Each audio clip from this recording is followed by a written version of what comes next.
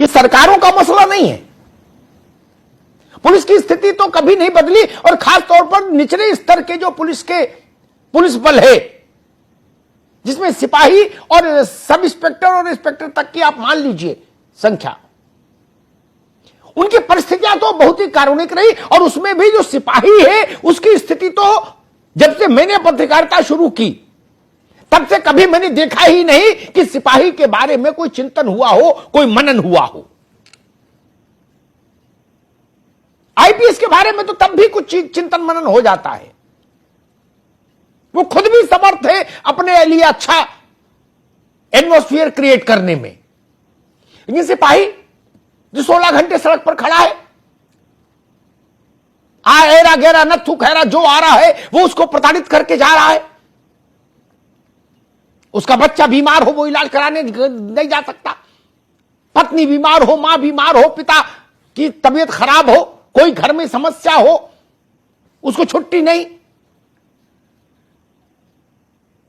भारी मानसिक संत्रास में जी रहा है ये पुलिस बल। लेकिन व्यवस्था कभी सुधरी नहीं। 19-20 का अंतर आ सकता है, लेकिन इससे ज्यादा कभी सुधरी नहीं। मैं जब इन लोगों से बात करता हूं तो दो बातें समझ आती हैं। एक, इनकी पीड़ा यह है कि हमको इंसान क्यों नहीं माना जाता, इंसान की जरूरतें हम पर लागू क्यों नहीं होती, एक। और दूसरा, हमारा काम अगर इतना जोखिम भरा है तो हमारे पेशे के प्रति सम्मान का भाव क्यों नहीं। कैसी कैसी भाषा इस्तेमाल होती है। कहीं कोई गड़बड़ करे, गाज गिरेगी सिपाही पर। गड़बड़ एसएसपी करें, आईजी करें, एडीजी करें, डीजी करें, नपेगा सिपाही सबसे पहले। चालान काट दे तो सिपाही गाली खाए, ना काटे तो गाली खाए। ये परिस्थितियां पैदा कैसे हुई? और ये आज का विषय नहीं है, भाजपा कांग्रेस सपा बसपा का मसला नहीं है। ये जो मैं बता रहा हूं वो कड़वी सच्चाई बता रहा हूं।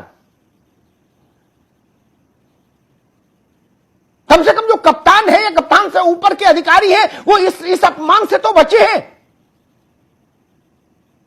उनके कपड़े तो नहीं कोई फाड़ता, उनके थप्पड़ तो नहीं कोई मारता, उतना तो अमला जमला वो लेके बैठे ही ना।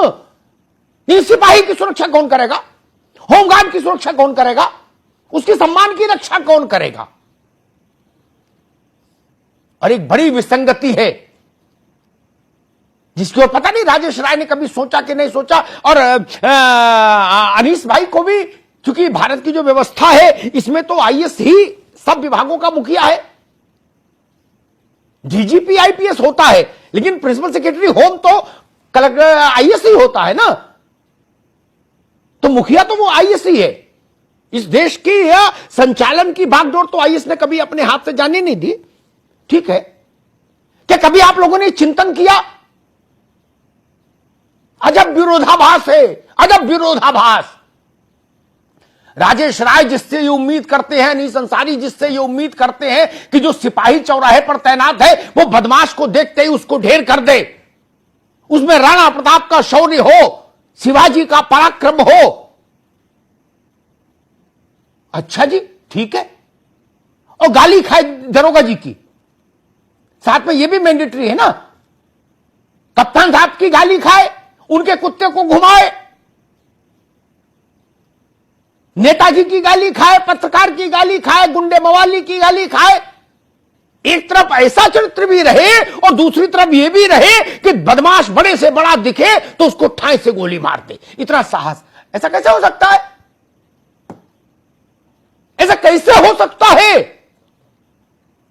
दो विपरीत परिस्थितियों को आप एक शरीर में ढालना चाह रहे हैं कि हमारा नौकर बना रहे और साहसी राणा प्रताप जैसा हो जाए। नहीं, राणा प्रताप जैसा साहसी होगा तो आपका भी नौकर नहीं रहेगा, आपका मातहत रहेगा, आपके जूते नहीं उठाएगा, आपका पीकदार नहीं उठाएगा, नेताजी के घर पर गेट कीपर की नौकरी नहीं करेगा, विधायक जी के लिए पान नहीं लगवा के लाएगा, पैसे फेंक देगा विधायक जी के मुंह पर। कि भाई मैं पान लाने की ड्यूटी में नहीं हूं।